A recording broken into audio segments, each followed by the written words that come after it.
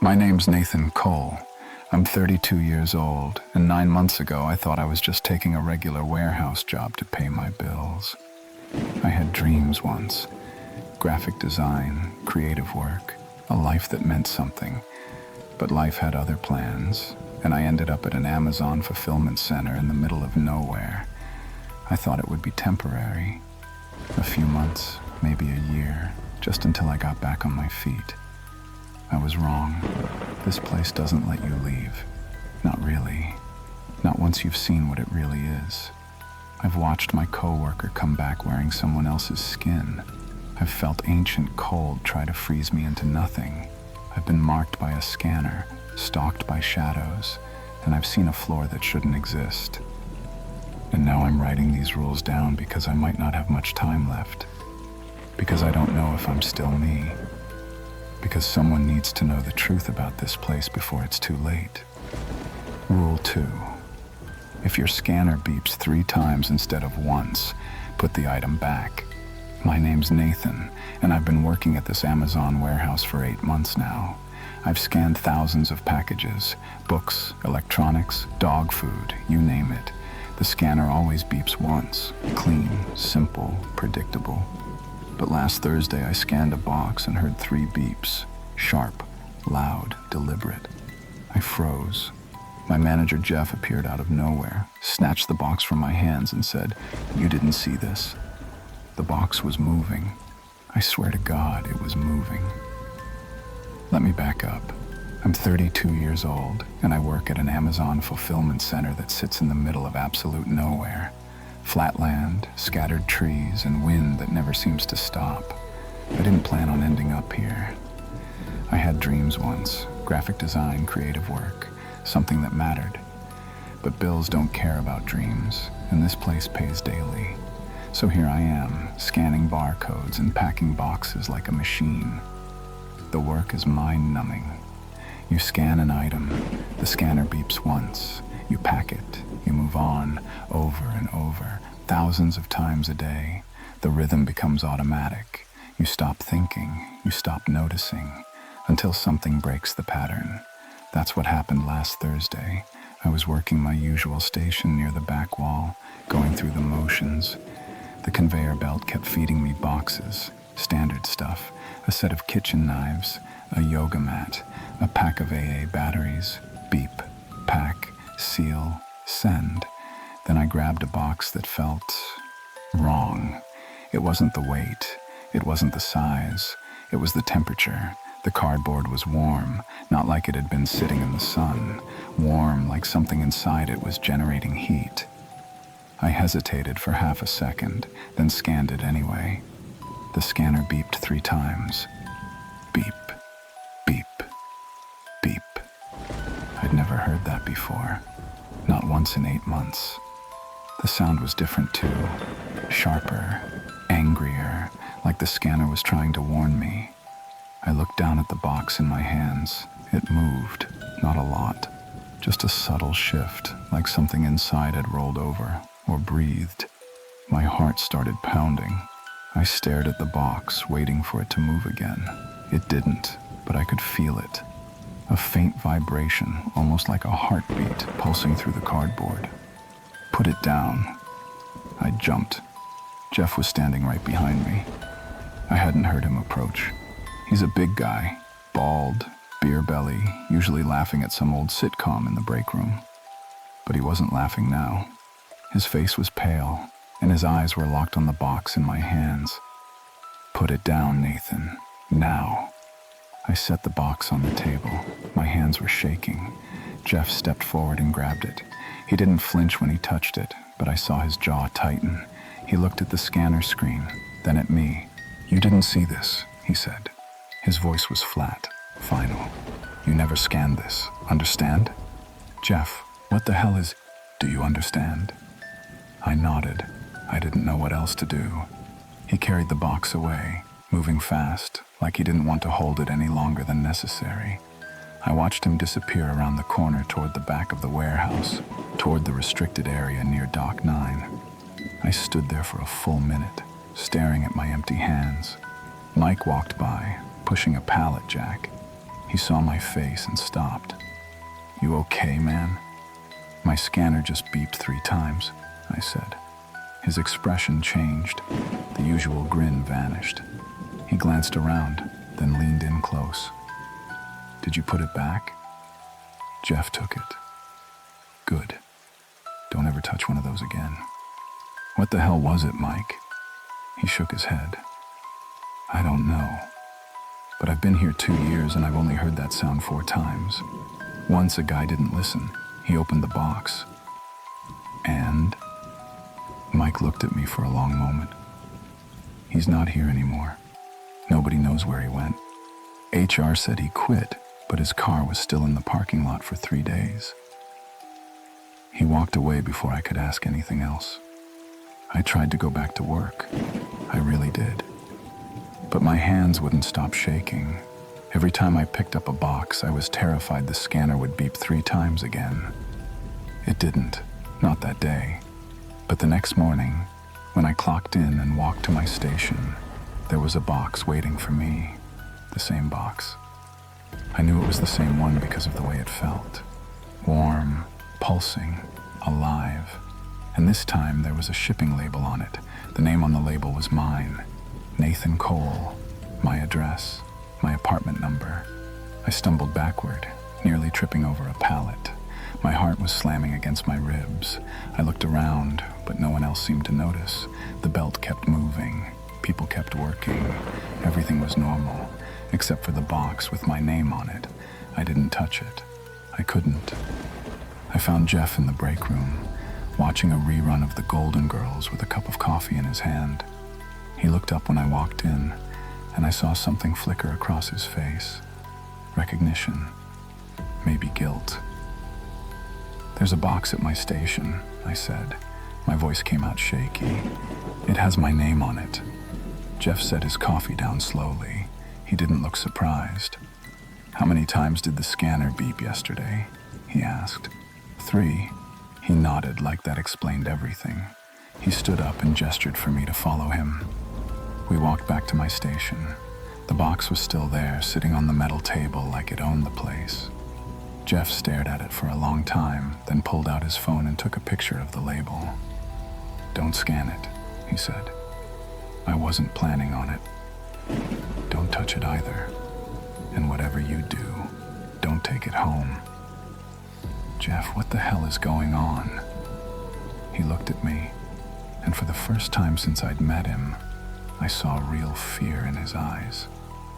"Some packages aren't meant for people, Nathan. They're meant for something else. When you scan them, they remember you. They mark you." "Mark me?" "The box is trying to find you. If you take it home, it will." My stomach dropped. "What's inside it?"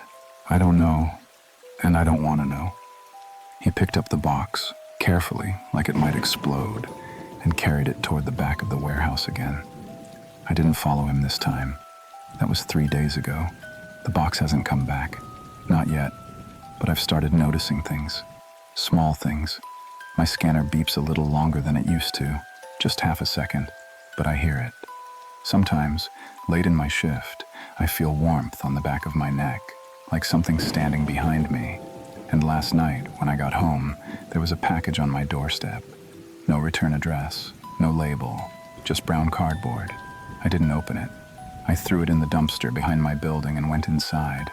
But this morning, when I left for work, it was back on my doorstep. I don't know what to do. I don't know if I can run from this. So I'm writing this down. For whoever comes after me. For the next person who hears their scanner beep 3 times. Rule 2. If your scanner beeps 3 times instead of once, put the item back. Don't ask questions. Don't look inside. And for God's sake, don't let it follow you home. Because once it knows your name, it won't stop until it finds you. Rule 5. Never work overtime on a Friday the 13th. I've ignored a lot of warnings at this job. The vending machine that moves, the red door that whispers my name, the scanner that beeped 3 times. But when Jeff offered me overtime on Friday the 13th, something in his voice made me stop. I can't force you to say no, he said, but I'm begging you. Mike laughed it off. Mike took the shift. Mike came back wrong, and now 2 weeks later, Mike's gone. But I still see him in the warehouse, at night, standing in the shadows, watching me. Let me start from the beginning. Mike was one of the first people I met when I started working at this Amazon warehouse. He was a high school dropout with a conspiracy theory for everything. Chemtrails, lizard people, government mind control. Most of it was nonsense, but he said it all with such conviction that you couldn't help but like him. He made the long shifts bearable. We'd take our breaks together, sitting in those uncomfortable plastic chairs behind Station C, drinking terrible coffee and complaining about our quotas. Mike always had some new theory about the warehouse. He thought the company was running experiments on us. He thought the packages we shipped were going to secret facilities. He thought Dock 9 was a portal to another dimension. I used to laugh at him. I'm not laughing anymore. It was late October when it happened. A Friday. I clocked in for my usual shift and saw the date on the screen. Friday, October 13th. I felt a chill run down my spine. I don't know why. I'm not superstitious. Never have been. But something about seeing that date made my stomach twist. Jeff was in the break room when I walked in. He was staring at the schedule on the wall, chewing on a pen cap. He looked tired, more tired than usual. "Nathan," he said without turning around, "I need to ask you something." "Yeah?" "We're short-staffed tonight. Corporate's pushing a big shipment, Black Friday prep stuff. I need someone to stay late. Overtime, time and a half." I hesitated. Time and a half was good money, money I needed. But something about the way Jeff said it made me uneasy. "How late?" I asked. "Till midnight, maybe 1. Past sunset?" Jeff finally turned to look at me. His eyes were bloodshot, and there was something in his expression I'd never seen before. Fear. "Yeah," he said quietly. "Past sunset."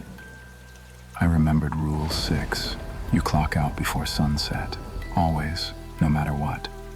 "I can't," I said. "Sorry, Jeff, Good." He said it so quickly, so desperately, that I froze. "Good. That's the right call, Nathan." "Then why did you ask?" "Because I have to ask someone. Corporate says I need 2 people on overtime tonight. If I don't get volunteers, they'll assign it randomly." My heart sank. "Who else are you asking?" "Mike." "Don't." Jeff looked at me for a long moment. "You know something." "I know enough. I know we don't stay past dark. I know there's a reason for that." "Mike won't listen," Jeff said. "You know how he is. He thinks all the rules are corporate bullshit." "Then make something up. Tell him the shift's full. Tell him..." "I can't lie to him, Nathan. I tried that last year with another guy. He found out, filed a complaint, and I almost lost my job." Jeff rubbed his face. "All I can do is ask, and hope he says no." But Mike didn't say no. I found him an hour later, grinning like he'd won the lottery. "Time and a half, baby," he said, slapping me on the shoulder. "I'm gonna make bank tonight." "Mike, don't." "What?" "Don't take the overtime." He laughed. "Why not?" "Because it's Friday the 13th.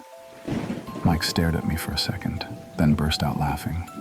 "Dude, are you serious? You're worried about a date on a calendar?" "I'm worried about what happens here after dark." "Nathan, come on. I know this place is weird, but..." "Mike." I grabbed his arm. "I'm not joking. Don't stay tonight, please." He pulled away, still smiling, but there was an edge to it now. "Look, I appreciate the concern, man, but I need the money. My car's about to die, my rent's overdue, and this is the best pay I'm gonna get all month. I'll be fine." "No, you won't." "Why? Because of some superstition? Because of the stuff Jeff says?" Mike shook his head. "I don't believe in that crap, Nathan.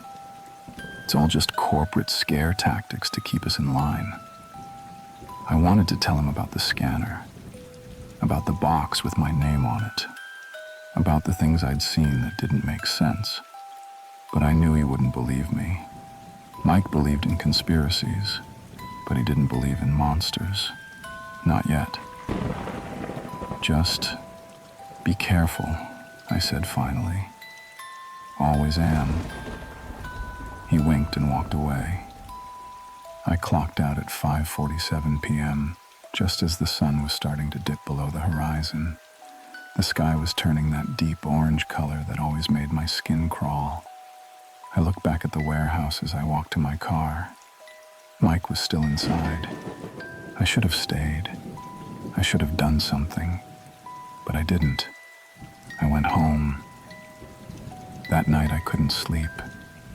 I kept thinking about Mike, alone in that warehouse after dark. I kept imagining what might be happening to him. The things that woke up when the sun went down, the things that lived in the walls, in the corners, and the spaces we weren't supposed to see. At 12:30 a.m., my phone buzzed. It was a text from Mike. You were right. That was it. No punctuation, no context, just 3 words. I called him immediately. It rang twice, then went to voicemail. I tried again. Same thing. I sent him a text. What happened? Are you okay? No response. I didn't sleep that night. I just sat on my couch staring at my phone, waiting for Mike to call back. He never did.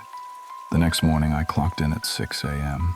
I went straight to the breakroom looking for Mike.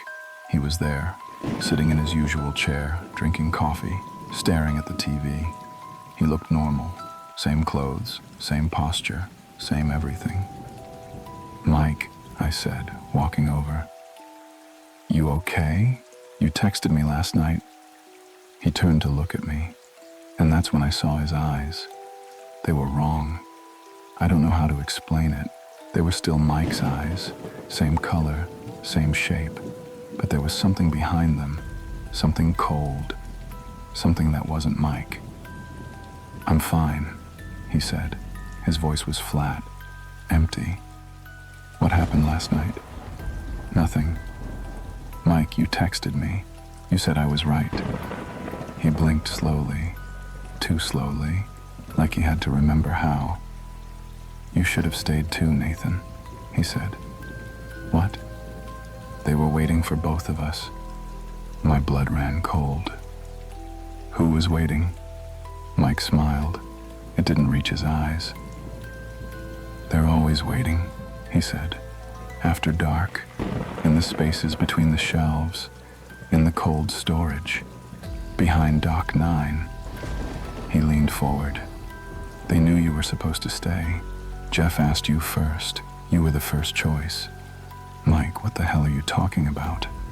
But you said no. His smile widened. So they took me instead. I stumbled backward. You're not Mike. I am Mike. He tilted his head. I have his memories, his voice, his face. I'm everything Mike was. Then what are you? He didn't answer. He just kept smiling. I turned and ran. I went straight to Jeff's office. He was at his desk staring at his computer screen. He looked like he hadn't slept either. Jeff, something's wrong with Mike. Jeff didn't look up. I know. You know? Then do something. There's nothing to do, Nathan. His voice was hollow. It's already done. What's done? What happened to him?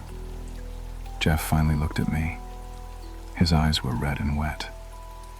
He worked past midnight on Friday the 13th, he said. That's the worst night. The night when they're strongest, when the walls are thinnest, when they can cross over. When who can cross over? I don't know what they are. I just know they've been here longer than the warehouse, longer than Amazon, longer than any of us. Jeff rubbed his face. And they need bodies. New ones, fresh ones. So they wait. They wait for someone to stay too late on the wrong night, and then they take them. Take them where? Not where, Nathan. They don't take them anywhere. They just step inside, wear them, use them. I felt sick.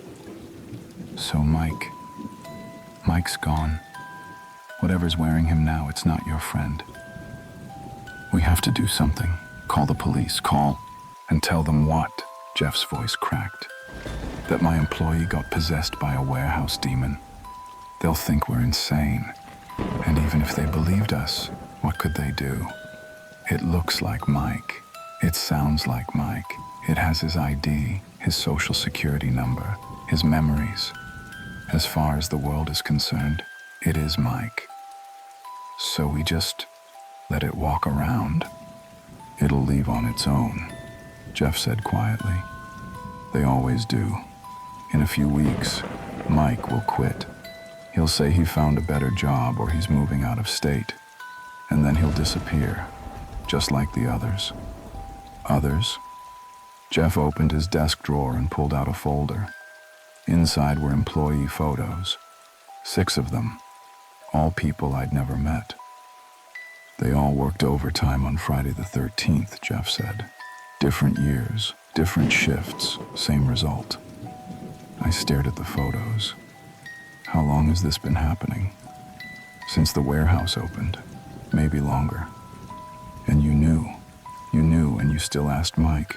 I had to. Jeff's voice rose. Corporate makes me ask. If I don't get volunteers, they assign it randomly. At least this way, I can warn people. I can give them a choice. Mike didn't know what he was choosing. No, Jeff said softly. He didn't. That was 2 weeks ago. Mike stopped coming to work 3 days later. Just like Jeff said. He sent an email to HR saying he got a job offer in another state. No 2-week notice, no goodbye. His locker was cleaned out within an hour. I should feel relieved. I should feel safe. But I don't, because I still see him.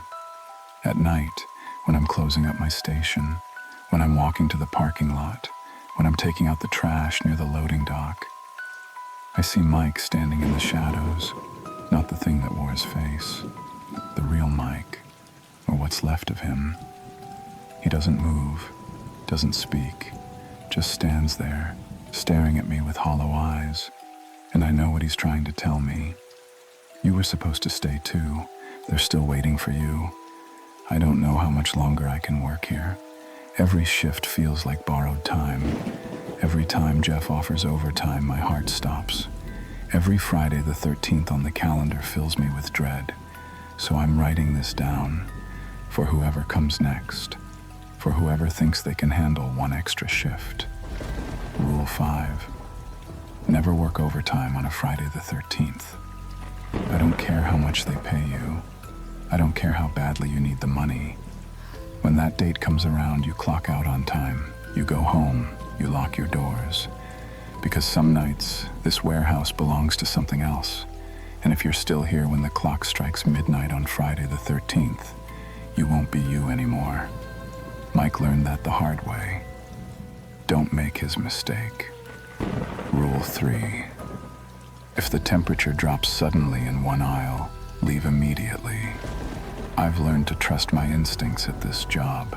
When the air changes, when something feels off, you leave. No questions, no hesitation. You just go. That's what saved me in aisle 7. I was restocking boxes when the cold hit me like a wave. 1 second I was sweating under the fluorescent lights. The next I was shivering so hard I could barely hold my scanner. The metal shelves were covered in frost. My fingers went numb, and in the silence I heard breathing, slow, steady, ancient. Something was in that aisle with me, something that had been waiting for a very long time. Let me tell you exactly what happened. It was a Tuesday night, late shift. The warehouse was quieter than usual. Most of the day crew had already gone home. and it was just me, Sarah, and a handful of others scattered across the massive building. Jeff was in his office, probably watching his Golden Girls reruns and pretending everything was normal.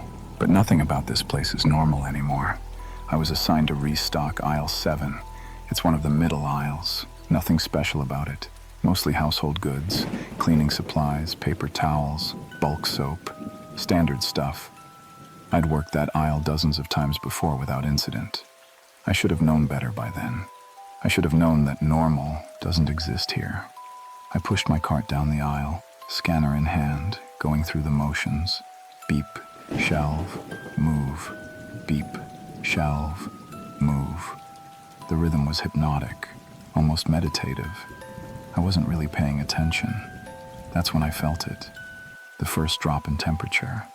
It was subtle at first, just a slight chill on the back of my neck, like someone had opened a door somewhere and let in cold air. I figured it was the AC kicking in. The warehouse climate control is always wonky. But then it got colder, much colder. Within seconds, I went from sweating to shivering. My breath came out in visible puffs of white fog. I looked down at my arms and saw goosebumps erupting across my skin. The hair on the back of my neck stood straight up. "What the hell?" I muttered, rubbing my arms. That's when I noticed the shelves. Frost was forming on the metal. Actual frost. Thin, delicate crystals spreading across the surface like spider webs. I watched it grow, expanding from one shelf to the next, creeping along the steel frame like it was alive.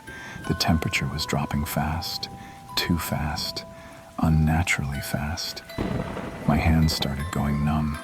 I could barely feel my fingers. The scanner slipped from my grip and clattered to the floor. The sound echoed through the aisle, sharp and too loud in the sudden silence. That's when I realized it was silent. The warehouse is never silent. There's always noise, the hum of the conveyor belts, the beeping of scanners, the distant chatter of workers, the rumble of forklifts. Always something, but now, nothing. Just my breathing, and the sound of ice crackling as it spread across the shelves. I should have run right then.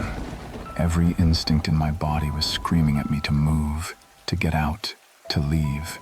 But I was frozen, not from the cold, but from something deeper. Primal fear, the kind that roots you to the spot and makes your mind go blank. I forced myself to take a step backward. That's when I heard it. Breathing, not mine. Something else. It was slow, deliberate. Each breath drawn out and raspy, like air moving through damaged lungs. It echoed through the aisle, coming from everywhere and nowhere at once. My heart was pounding so hard I could hear it in my ears.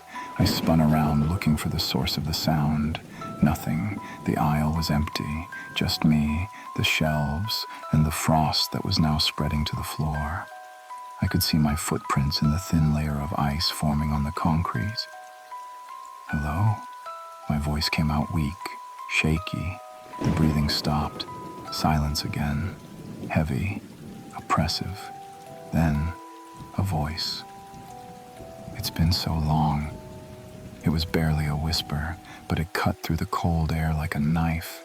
The words were drawn out, stretched thin, like whoever, or whatever, was speaking hadn't used their voice in years. So long since someone stayed.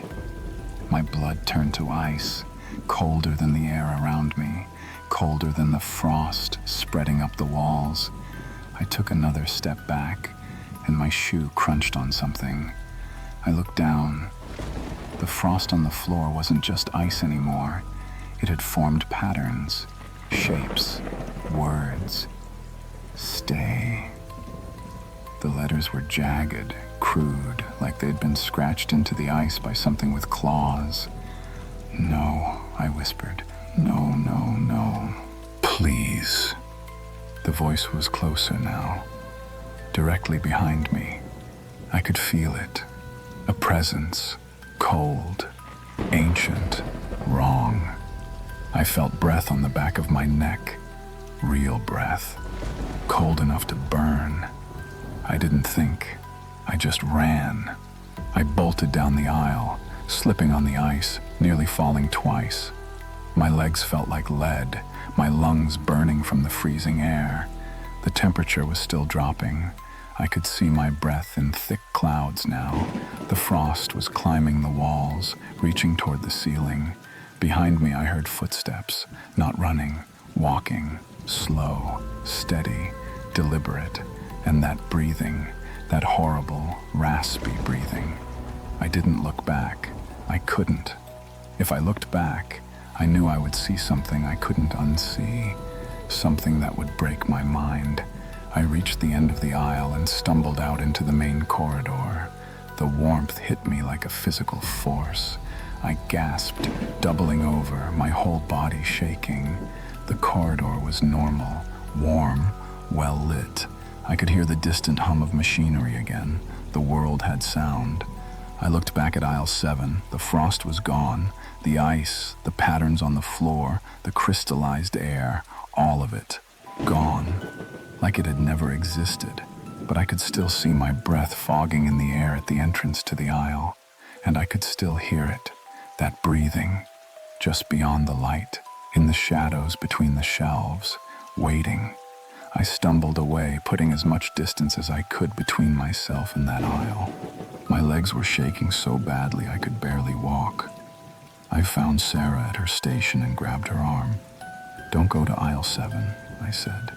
She looked at me like I was crazy. "What?" "Aisle 7. Don't go there. Something's wrong with it." "Nathan, are you okay? You look... Promise me. Don't go there." She nodded slowly. Okay, I won't." I went straight to Jeff's office. He was at his desk, staring at his computer screen. He didn't look up when I walked in. "Aisle 7, I said. His fingers stopped moving on the keyboard. For a moment, he didn't move at all. Then, very slowly, he looked up at me. "You went in," he said. It wasn't a question. The temperature dropped. There was ice, frost. I heard breathing, Jeff finished, and a voice. I stared at him. "You knew." "I know about all of them, Nathan." He stood up and walked to the window that overlooked the warehouse floor. "There are places in this building that aren't right, spaces that don't follow the rules. Aisle 7 is one of them." "What is it?" "I don't know. Something old. Something that existed before this warehouse was built. Maybe before anything was built here." Jeff's reflection in the glass looked tired, haunted. The cold spots move sometimes. Last year it was aisle 12. 5 years ago it was the loading dock. But it's always the same. Temperature drops, frost forms, and if you stay too long... "What happens if you stay?" Jeff turned to look at me. His eyes were hollow. "Derek," he said quietly. "Who's Derek?" "The guy who worked here before Mike. The one who took his break near Dock 9 and disappeared." Jeff's voice dropped to barely a whisper. "That's what we told everyone. But the truth is, Derek went into aisle 12 when the cold hit. He stayed. We heard him screaming for about 30 seconds, then silence. My stomach turned. Did you find him?" "We found something." Jeff looked away. It looked like Derek. Same face, same clothes. But when we got close, it fell apart. Just crumbled into ice and dust. Like a frozen statue that finally broke. I felt sick. "And you didn't warn anyone?" "I warn everyone, Nathan. You think those rules I share are a joke? You think I make them up for fun?" His voice cracked. "I've lost 6 people to this warehouse. 6. And I have to live with that. I have to keep coming back here, keep managing this place, keep sending people into a building that wants to kill them. Then shut it down. Tell corporate. Tell someone. You think they don't know?" Jeff laughed bitterly. "They know, Nathan. They've always known. Why do you think the turnover rate here is so high? Why do you think they pay daily instead of bi-weekly? They know people won't last. They know something's wrong. But the warehouse makes money, lots of money. And as long as it keeps making money, they don't care what happens to us. I couldn't speak. The weight of it all was crushing. Jeff walked over to a filing cabinet and pulled out a form. He scribbled something on it and handed it to me. Aisle 7 is closed for maintenance, he said. No one goes in there for the next 2 weeks. Hopefully whatever's in there will move on. And if it doesn't, then we seal it off, like we did with Dock 9, like we did with Section F, like we'll eventually do with half this building. He looked at me. Are you okay? I wasn't, but I nodded anyway. Good. Get back to work. And Nathan? He paused. If you ever feel that cold again, anywhere, you run. Don't try to be a hero. Don't try to help. You just run. I left his office in a daze. That was 4 days ago. Aisle 7 is still closed. Yellow caution tape across both ends. Padlocks on the shelf access gates. Warning signs everywhere. But I can still feel it. When I walk past that aisle, even from 50 feet away, I feel the cold. A phantom chill that makes my skin prickle and my breath catch. And sometimes, late at night when the warehouse is quiet, I hear it. That breathing.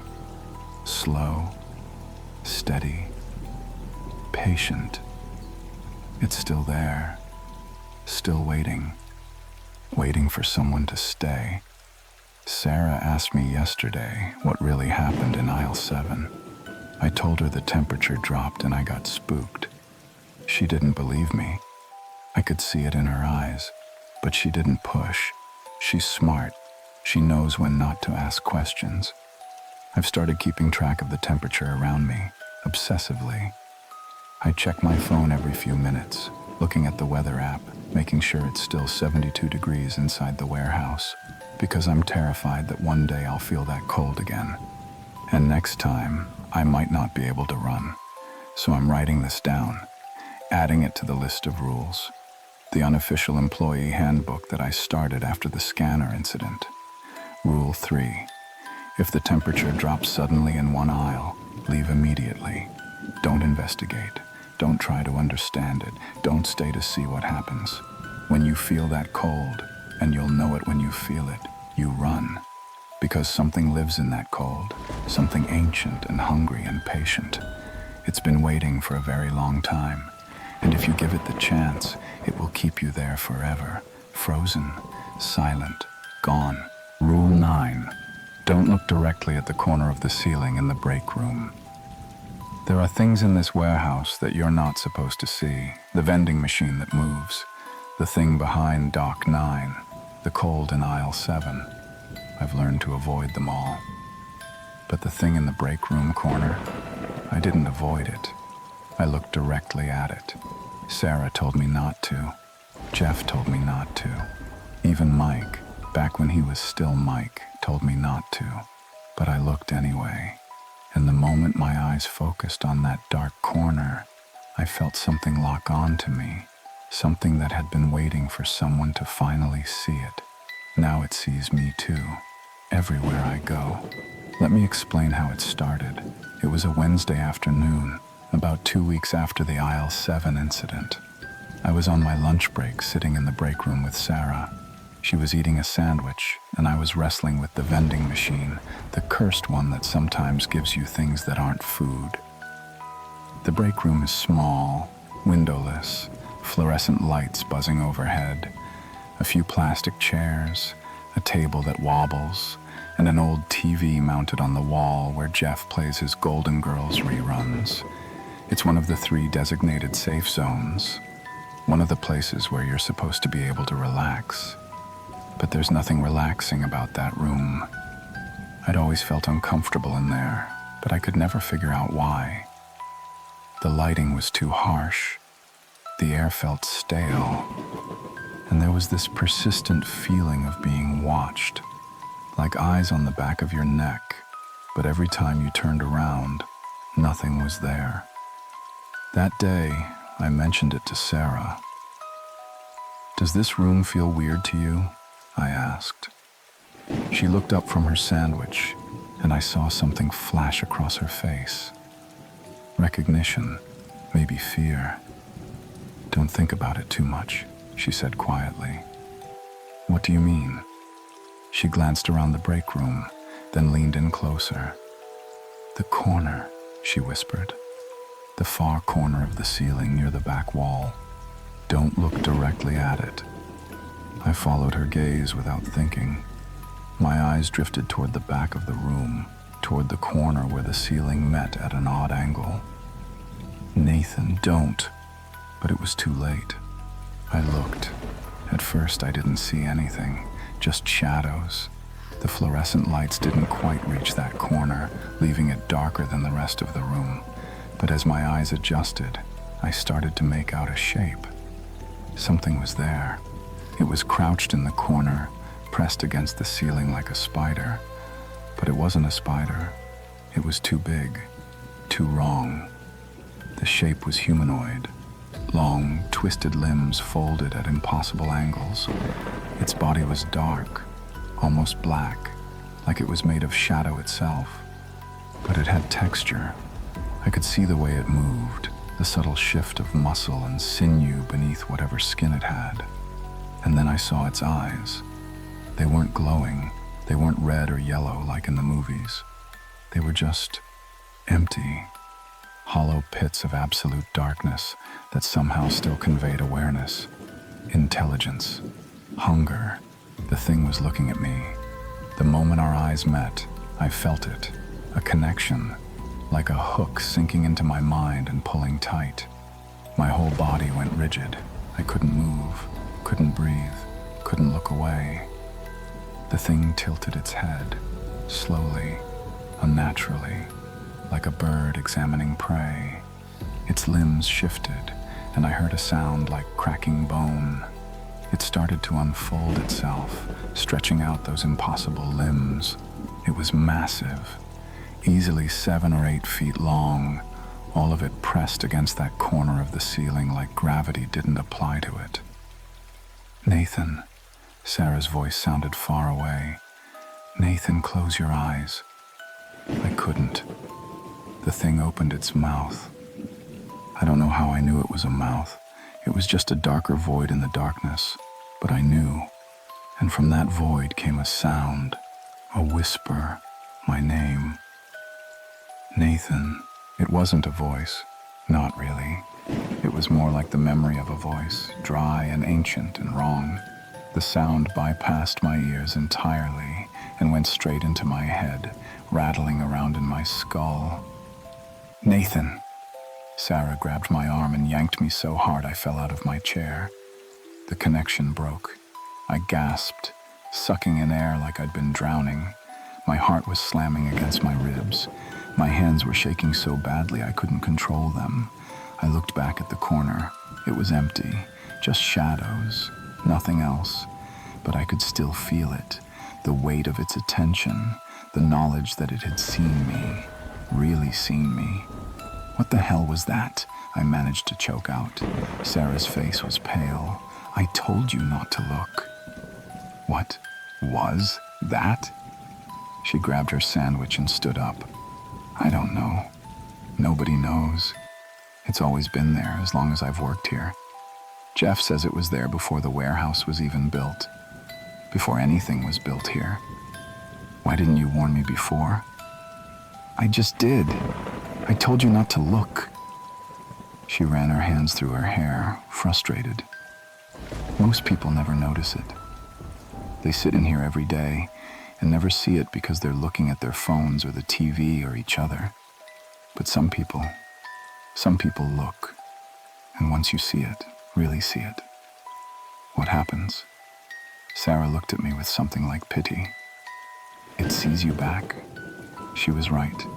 That was 3 days ago, and I haven't been able to shake the feeling since. At first it was subtle, just a prickling sensation on the back of my neck when I was working. The feeling of being watched. I'd turn around expecting to see someone behind me, but there was never anyone there. Then I started seeing it in my peripheral vision, not in the break room, everywhere. I'd be scanning packages, focused on my work, and I'd catch a glimpse of something in the corner of my eye. Something dark and angular, pressed against the ceiling or crouched in the shadows between shelves. But every time I turned to look directly at it, it was gone. It's always just out of sight, always at the edge of my vision, always there. The worst part is I can feel it moving. When I walk through the warehouse, I sense it following me, skittering along the ceiling, crawling across the walls, keeping pace with me, always just behind or above or beside me. Never in front, never where I can see it clearly. But it's there. I know it's there. Sarah sees it too. I can tell by the way she looks at me now, with sympathy, like she's watching someone with a terminal illness. "How long does it last?" I asked her yesterday. "I don't know," she said. "I've never looked." "But you know about it. Someone must have looked before me." She nodded slowly. "Derek?" My stomach dropped. "The guy who disappeared near Dock 9? That's what we tell people. But the truth is, Derek looked at the corner, just like you did. And for weeks, he kept saying he could feel something following him, watching him. He started losing sleep, stopped eating, kept saying he could see it everywhere, in the mirrors, in the windows, in the dark spaces under the shelves. What happened to him?" Sarah's voice dropped to barely a whisper. "One day he didn't come to work. Jeff went to his apartment to check on him. The door was unlocked. The apartment was empty, but all the mirrors were shattered, every single one, and on the wall, written in something dark, blood maybe, was a message. What did it say? It took me. I felt cold, colder than I'd felt in aisle 7. Derek was never found," Sarah continued. "No body, no trace, nothing, like he just vanished. But Jeff said something else was in that apartment, something he won't talk about. After that day, he started warning everyone about the corner, started adding it to his unofficial rules. I wanted to throw up. So what do I do? I asked. How do I make it stop? Sarah looked at me with sad eyes. I don't know if you can. That night I couldn't sleep. Every time I closed my eyes, I saw it. That thing in the corner with its twisted limbs and hollow eyes. I kept my lights on, but it didn't help. I could still sense it. In the dark corners of my bedroom, behind my closet door, under my bed, watching, always watching. I got up and went to the bathroom, splashed cold water on my face, looked up at the mirror, and froze. In the reflection, behind me, in the corner where my bathroom ceiling met the wall, it was there, crouched, watching. Those empty eyes locked onto mine through the mirror. I spun around. Nothing, just an empty corner. I looked back at the mirror. It was still there in the reflection, closer now, like it had moved the moment I turned away. I backed out of the bathroom, my heart racing, and slammed the door shut. I stood in the hallway, breathing hard, trying to convince myself it was just my imagination, just exhaustion, just stress. But I knew the truth. It wasn't going away. It had marked me, claimed me. And now, every shadow, every corner, every reflection, it was there. I went back to work the next day because I didn't know what else to do. I thought maybe being around people would help. Maybe the thing would leave me alone in a crowded warehouse. I was wrong. It's here too. I see it constantly now. Not just at the edge of my vision. Sometimes it's closer. Sometimes I catch a full glimpse before it vanishes. Pressed against the ceiling above my workstation. Crawling along the walls of the bathroom. Crouched on top of the vending machine, watching me with those hollow eyes. And the worst part? Other people are starting to notice something's wrong with me. Jeff pulled me aside this morning. You looked at it, didn't you? He said. I nodded, too exhausted to lie. He sighed and rubbed his face. How bad is it? I see it everywhere, all the time. It won't leave me alone. Is it touching you yet? The question made my blood run cold. What? Has it touched you? Have you felt it? No, not yet. Good. Jeff looked genuinely relieved. That's good. As long as it's just watching, you still have time. Time for what? To leave. Quit this job, Nathan. Today. Right now. Get as far away from this warehouse as you can. Will that make it stop? Jeff's silence told me everything I needed to know. Derek left town, he said finally. Drove 3 states away. Called me from a motel in Nevada. Said it was still there. Still following him. That was the last anyone heard from him. So there's no escape. And eventually, when you're weak enough, scared enough, broken enough, it touches you. And then you become like them. Another thing crouched in another corner, another shadow watching, another predator waiting for someone to make the same mistake. Don't look. Please God, don't look. Rule 10. If the elevator stops on a floor that doesn't exist, stay inside until it moves again. I've survived everything this warehouse has thrown at me. The scanner that marked me, the cold in aisle 7, Mike's transformation, the thing in the breakroom corner. But yesterday I made a mistake that might have cost me everything. I got on the elevator, just a routine trip to the 2nd floor, but the elevator had other plans. It stopped on a floor that doesn't exist, and when those doors opened, I saw the truth about this place, the real truth, the one Jeff has been hiding, the one that explains everything. I shouldn't have looked. I should have stayed inside like the rule says. But I stepped out, and now I don't know if I can get back. Let me tell you what happened. It was late afternoon. My shift was almost over, and I needed to drop off some paperwork on the 2nd floor. The warehouse has 3 floors. Ground level where most of us work, 2nd floor for offices and storage, 3rd floor for long-term inventory. That's it. 3 floors. 3 buttons in the elevator. I've used that elevator hundreds of times. It's old, probably original to the building. The walls are scratched metal, the floor is scuffed linoleum, and it makes this grinding sound whenever it moves. But it works, usually. I pressed the button for the 2nd floor and leaned back against the wall, checking my phone while the elevator lurched upward. Then it stopped. Not a normal stop. This was different. The elevator shuddered, the lights flickered, and I felt my stomach drop like we were falling, even though we weren't moving. I looked up at the floor indicator above the door. It was showing a number I'd never seen before. 4.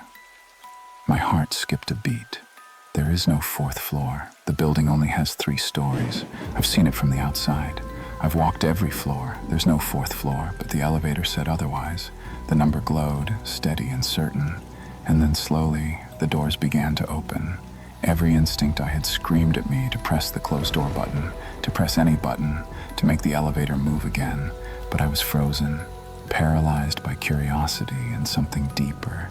Something that felt like recognition, like I was supposed to be here. The doors opened fully, and I saw it. Another warehouse, but not the one I knew. The layout was similar, the same general structure, the same concrete floors and metal shelving. But everything was old, ancient. The shelves were wooden, not metal. The lighting came from hanging industrial lamps with exposed bulbs, not fluorescents. The air smelled different too, oil and dust and something else, something stale, like the air hadn't moved in decades.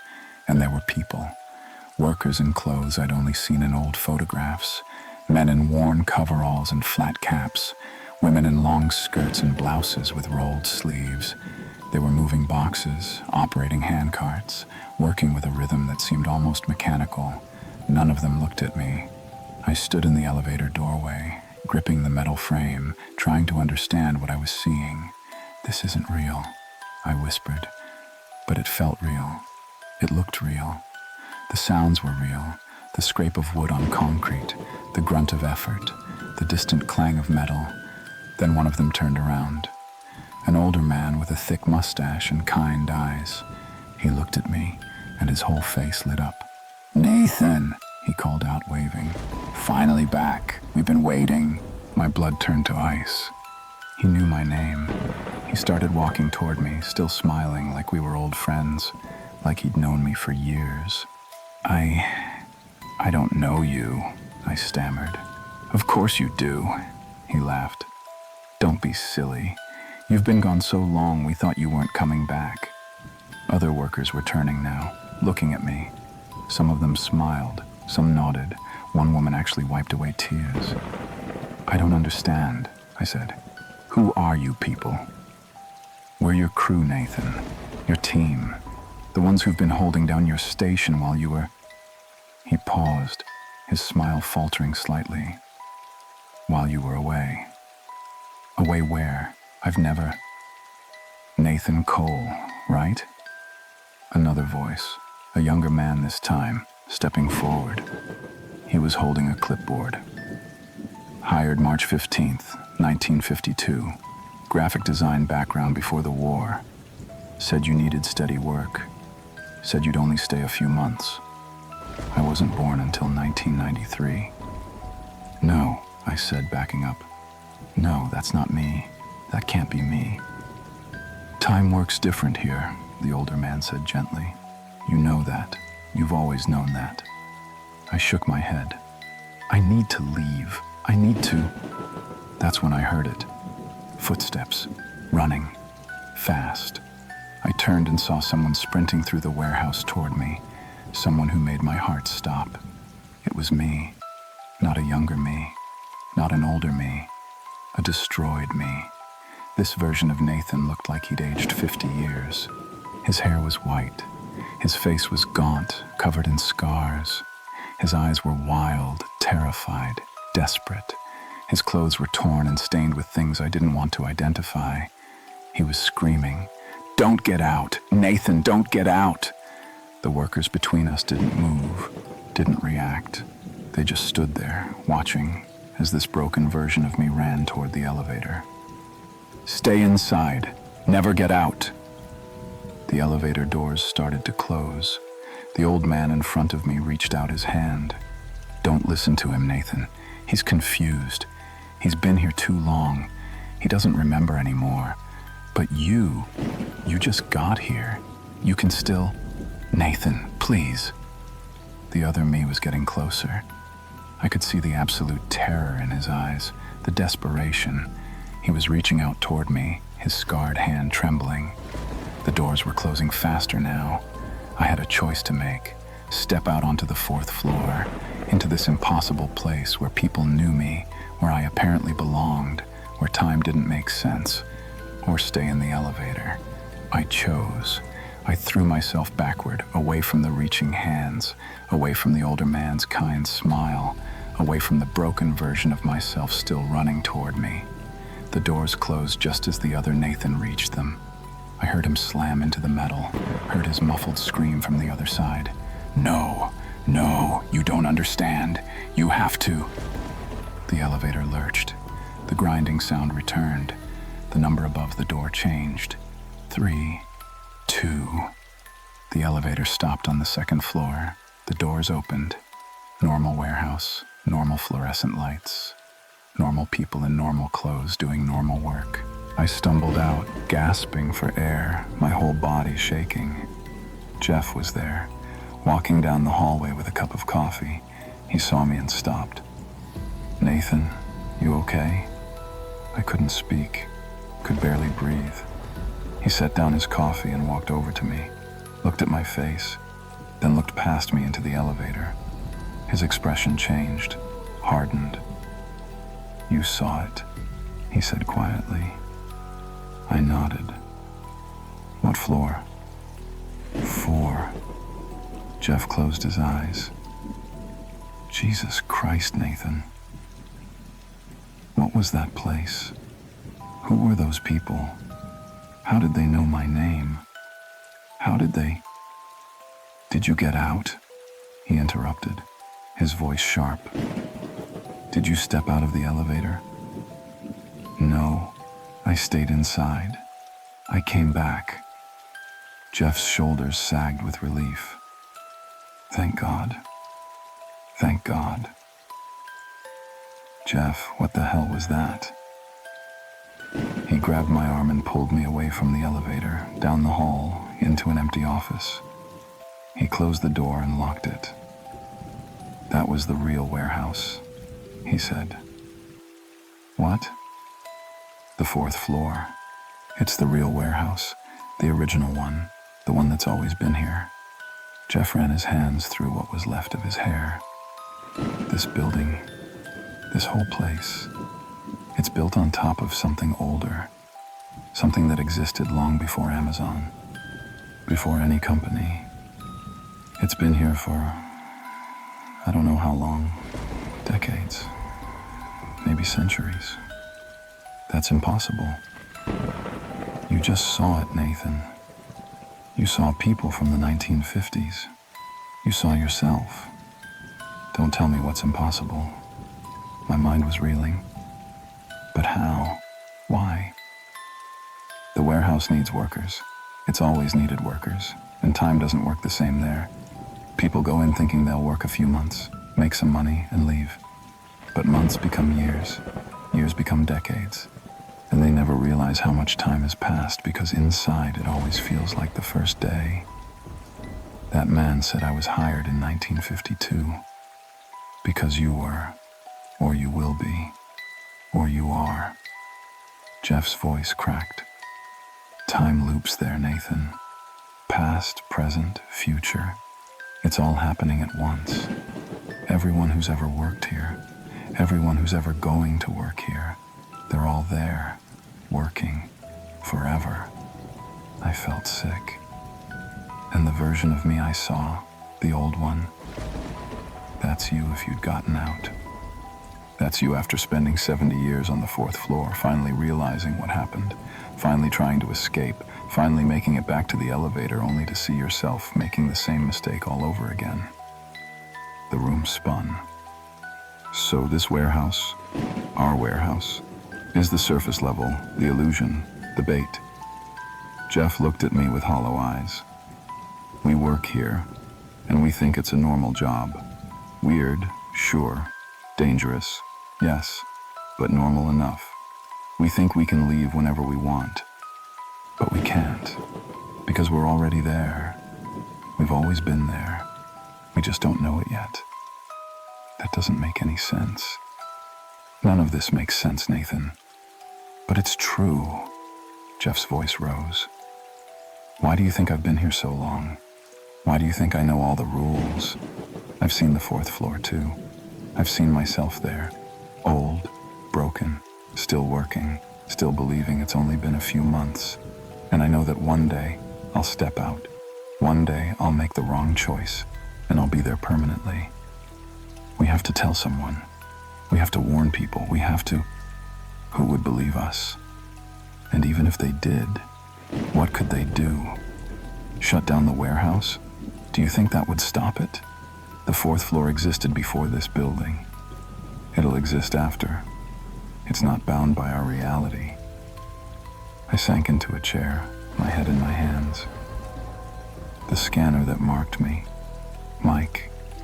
Aisle 7. The thing in the corner. Are they all? Tests. Warnings. Pieces of the 4th floor bleeding through. Jeff sat down across from me. The warehouse is breaking down the barriers, making it easier to cross over. Every strange thing you've experienced, every rule you've had to follow, it's all preparation, getting you ready for the day you finally step onto the 4th floor and don't come back. What do? You quit. Right now, today, you walk out that door and you never come back. Will that save me? Jeff's silence was answer enough. The version of you I saw, I said slowly. The one who's been there for 70 years. He's still you, isn't he? Even though you're here. Yes. So I'm already there. Right now. There's a version of me on the fourth floor working, not realizing that decades are passing. Yes. And one day, that version will try to escape. Will run for the elevator. Will see me, this me, stepping out for the first time. Yes. So it doesn't matter if I quit. It doesn't matter if I leave, because I'm already trapped. Jeff stood up, walked to the window, stared out at the warehouse below. "I told you when you started," he said quietly. "This job is not for keeps. Get in, get paid, get out. I tried to warn everyone. I tried to keep you all safe." He turned to look at me. But some people look. Some people dig. Some people can't resist trying to understand. And once you see the truth, he didn't finish. He didn't need to. That was yesterday. I'm writing this now from my apartment. I called in sick this morning. I don't know if I'm going back. But here's the thing that's keeping me awake. I can't remember leaving work yesterday. I remember talking to Jeff. I remember the fourth floor. I remember getting in my car, but I don't remember the drive home. I don't remember unlocking my door. I don't remember anything between the warehouse and waking up this morning in my bed. And when I checked my phone, I had a text message from an unknown number sent at 3:47 a.m. It said, "You got out, but did you come back to the right floor?" I looked at my apartment, really looked at it. Everything is exactly how I left it. My keys on the counter, my jacket on the chair, my dishes in the sink. But there's dust everywhere, thick dust, like no one's been here in weeks. My milk expired 3 months ago. My calendar is still on August. It's December. And when I looked outside my window, I saw the warehouse in the distance. But it looked different, older, like something from a photograph. I tried to leave my apartment an hour ago. I made it to the door, turned the knob. It opened to my apartment, the same apartment, like the door was just a mirror. I've tried 6 times. Every door leads back inside. I think I know what happened. I think I made the wrong choice yesterday. I think when I stepped back into the elevator, when the doors closed, when I saw the numbers change and the doors opened again, I think I stepped out onto the wrong floor. I think I'm not in my world anymore. I think I'm somewhere else. Somewhere between. Somewhere that looks right, but isn't. Or maybe I never left the fourth floor at all. Maybe that's where I've been this whole time. Maybe every floor is the fourth floor, and I've just been moving between different versions of the same trap. I don't know. I really don't know. But I'm going back to the warehouse tomorrow. I have to, because I need to use that elevator again. I need to find the right floor, the real floor. Or maybe I need to finally accept that there is no right floor. Maybe we're all already there. Maybe we've always been there. Maybe, Rule 10, if the elevator stops on a floor that doesn't exist, stay inside until it moves again. Don't step out. Don't look too closely. Don't let them see you. Because once you leave the elevator, you might not be able to find your way back, and you'll spend the rest of your existence, however long that is, trying to figure out which floor is real, if any of them are. I'm writing this down for whoever finds it, for whoever comes next. Follow the rules, all of them, because this place is not what you think it is, and neither are you. Not anymore.